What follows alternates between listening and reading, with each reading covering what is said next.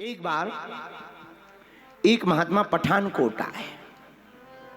राजसी जमाना था, राजाओं का जमाना। महात्मा पठानकोट में प्रगटे, लंबी लंबी लाइन लगी। गांव का एक सीधा साधा पठानकोट का भोला भाला आदमी, नाम चंगीलाल।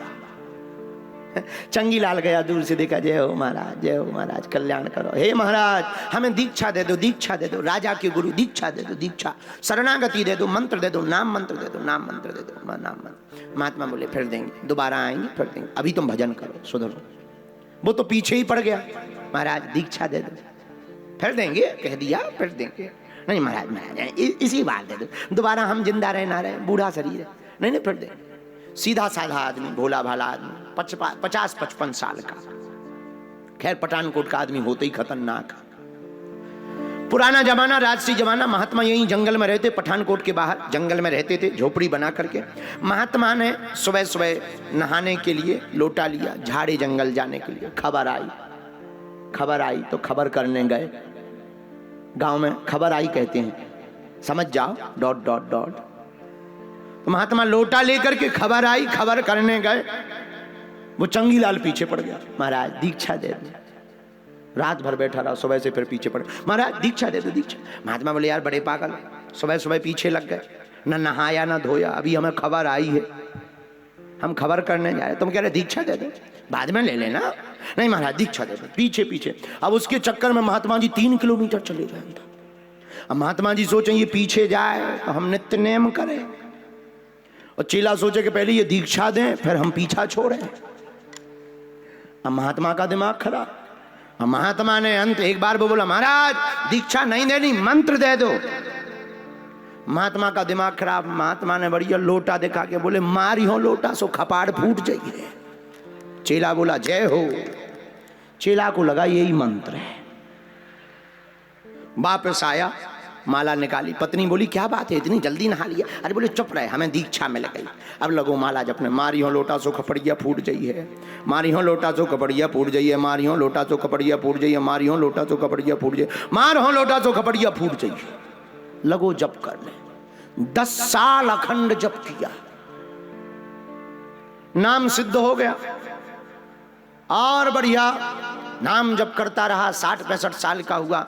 उसी जमाने में राजा के एक बालक को भूत लग गए, अचेत पड़ा राजा का बालक। बड़े बड़े जानकार, बड़े बड़े महात्मा, बड़े बड़े सिद्ध महात्मा भूत भगाने आए, पर भूत इतना खतरनाक। भूत चूंकि पंजाब का था, पंजाब का भूत खतरनाक भूत लगा। और पंजाब का एक तो भूत तो ठीक है, आदमी चिपक जाए तो निकालना मुश्किल है, भूतों की तो छोड़ो, मरा हुआ भूत पंजाब का बहुत खतरनाक। राजा के बालक को लगा निकालना बड़ा मुश्किल। आदमी पीछे पड़े, बड़े बड़े महात्मा, भूत पिशाच निकट नहीं आवे, महावीर जब नाम सुनावे। और राजकुमार पढ़ो, लंबी लंबी बड़ी बड़ी लाल लाल आंखें निकाले, और पढ़ो ही पढ़ो।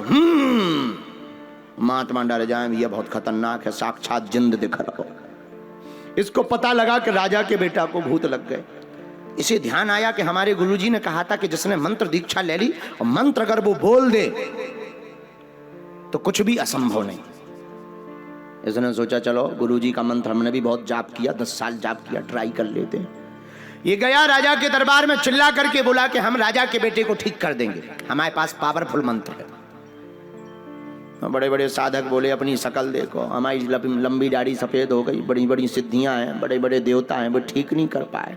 गांव के चरवाहा आदमी, तुम गायें चराने वाले, बकरी चराने वाले, तुम ठीक करोगे?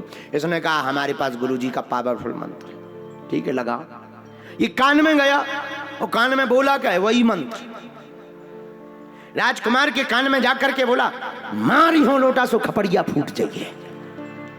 तो जो राजकुमार को भूत लगा था उसने सोचा ये हमें पहचान आ गया, ये हमें पहचान आ गया। सुआ कह रहा है कि मारियो लोटा खपड़िया फूट जाइए। तो जो भूत है तो उसने दौड़ लगाई। राजकुमार ठीक, चंगीलाल की जय जयकार। आर फूल माला डारी, बड़े बड़े महात्मा हाथ जोड़े, जय हो।